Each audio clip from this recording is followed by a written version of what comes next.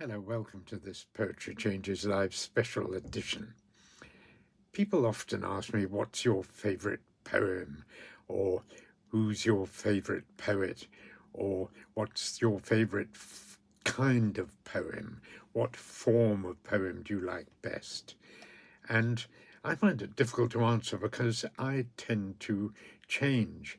I go through phases where I can't imagine anything except Shakespeare, and then I switch to somebody modern like Sylvia Plath or Dylan Thomas or Elizabeth Bishop, and then I go right back to maybe the early English uh, people, people like Chaucer, or a bit later, the 17th century. There's such a wonderful variety of poems around, and I don't just like to stick with one kind.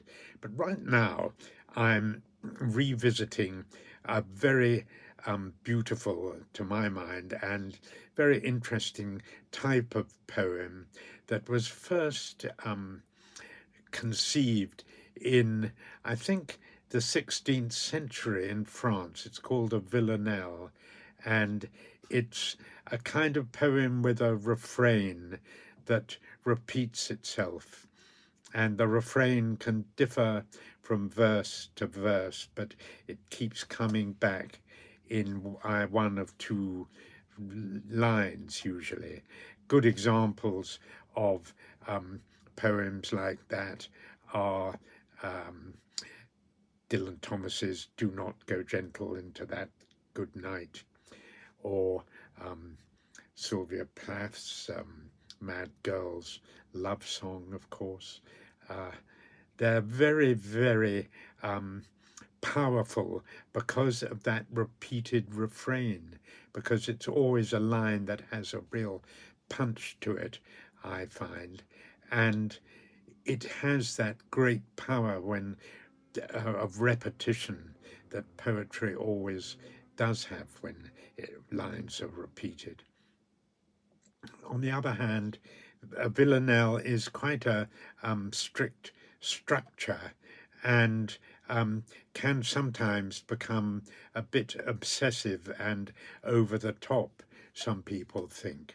And, I wouldn't want all my poems to be villanelles. Somebody said a villanelle heard too often is like an angry mind pacing around a locked room. And I can sort of see what they mean there. On the other hand, there are some very beautiful ballads where a refrain comes at the end of each verse. And just a simple refrain, I think, can be in some ways even more powerful than the strict discipline of an actual villanelle.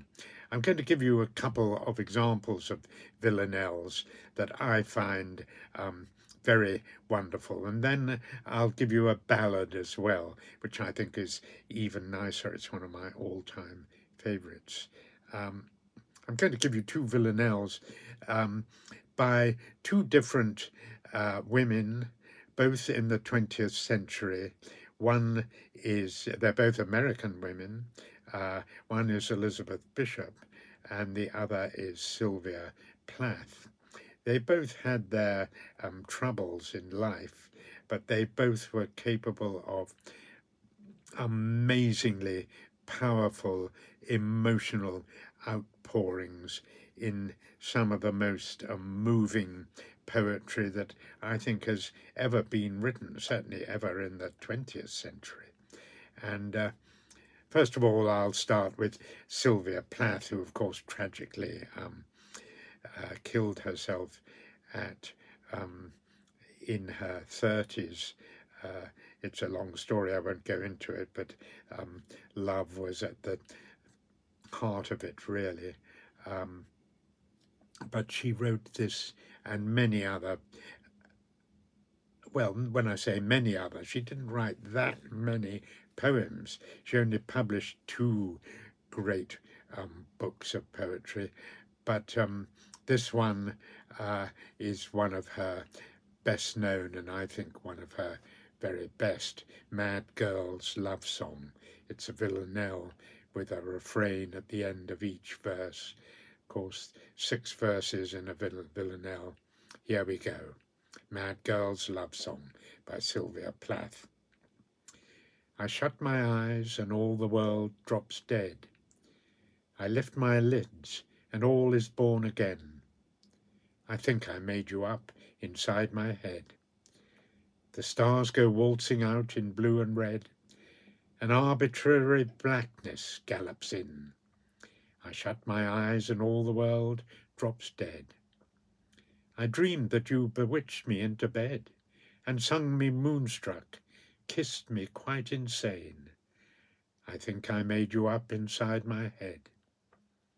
God topples from the sky, hell's fires fade, exit seraphim and Satan's men.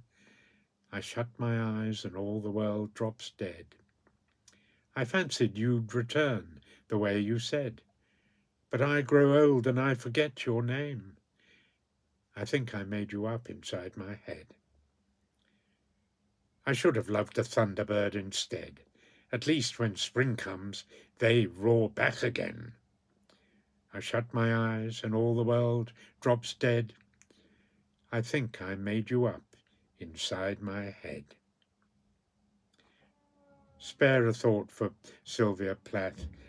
She was a wonderful poet, but she had so many troubles in her life, so much struggle with depression, and she was so brave the way she struggled on and kept writing till the end. Another American lady who also struggled with depression and a certain amount of mental trouble, you might say, was Elizabeth Bishop. She again wrote some heart-stoppingly wonderful poems, and this one is very well known, this Villanelle, One Art it's called, and the refrain in this is very recognizable. I'm sure you'll recognize it. Here we are, One Art by Elizabeth Bishop. The art of losing isn't hard to master. So many things seem filled with the intent to be lost, that their loss is no disaster. Lose something every day except the flutter of lost door keys, the hour badly spent. The art of losing isn't hard to master. The practice losing further, losing faster, places and names, and where it was you meant to travel. None of these will bring disaster. I lost my mother's watch, and look, my last, or next to last, of 3 loved houses went. The art of losing isn't hard to master. I lost 2 cities, lovely ones, and vaster. Some realms I owned, 2 rivers, a continent. I missed them, but it wasn't a disaster. Even loving you, the joking voice a gesture, I love. I shan't have lied, it's evident. The art of losing's not too hard to master. Though it may look like it, write it like disaster. Gosh, that's a voice bravely telling itself the art of losing isn't hard to master. Another wonderful poet struggling above all with herself in that journey through life that we all undertake. Well, after that, I'm going back to the, I think the 17th century, possibly the late 16th, that, no, I'm wrong, even earlier, I think the 15th century, François Villon, a wonderful French poet. We don't know very much about him, but we do know that he killed at least one person, a drunken and very unpleasant priest, apparently, for which he was imprisoned. He then proceeded to kill somebody else, or was accused of it, and nearly hanged for his pains, but in the event pardoned and banished from France. And having left France, we never hear from him again, which is a shame because we don't have very much of his poetry. But this one is very, very well known in France, and even in England it's well known. It's well known throughout the world, actually. It's in French it's called Ballade des Dames du temps jadis, which means the ballad of the ladies of bygone times. And I'll read it in English translation. It was beautifully translated by Dante Gabriel Rossetti in the 19th century in England. And I think this is his translation. It's close to it anyway. Here we are. The Ballad of the Ladies of Bygone Times by François Villon.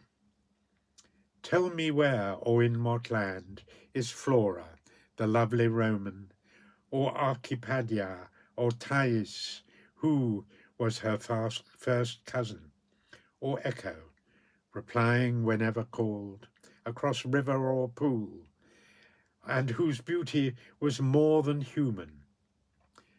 But oh, where are the snows of yesteryear?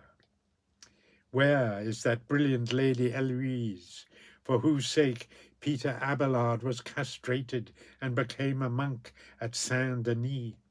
He suffered that misfortune because of his love for her. And where is that queen who ordered that Buridan be thrown in the Seine in a sack? But oh, where are the snows of yesteryear? And Queen Blanche, white as a lily, who sang with a siren's voice, and Bertha of the big foot, Beatrice Alice Arambourg, who ruled over Maine, and Joan, the good maiden of Lorraine, who was burned by the English at Rouen. Where are they, O sovereign virgin? But where, oh where, are the snows of yesteryear? Prince, do not ask in a week where they are, or in a year. The only answer you will get is this refrain. But where are the snows of yesteryear? It's such a beautiful poem. I'm going to try reading part of it. I'll read the first and the last bit in French, medieval French, because it's so massively beautiful, I think. Here we are. A Ballade des Dames du temps jadis by François Villon. Dites-moi où, non quel pays, est Flora, la belle romaine, Archipadia née Thaïs, qui fut sa cousine germaine. Echo, parlant Cambry emmène, des sous-rivières ou sous-estans, qui beauté est trop plus qu'humaine. Mais où sont les neiges d'antan? La Roine blanche comme lys, qui chantera à voix de sa reine. Berthe au grand pied, Béatrice, Alice, Arambourgis, qui train l'amène. Et Jeanne, la bonne Lorraine, que l'angoisse brûle à Rouen. Où sont-ils, vieilles souveraines? Mais où sont les neiges d'antan? Prince, non querelle de semaine, où elles sont, nées de 7 ans, que ce refrain à vous remène. Mais où sont les neiges d'antan? Where, oh where are the snows of yesteryear? I think at the moment, ballads like that are my favourite form of poetry. I shall go to sleep tonight murmuring to myself, Mais où sont les neiges d'antan? Thank you for listening. Have a good evening.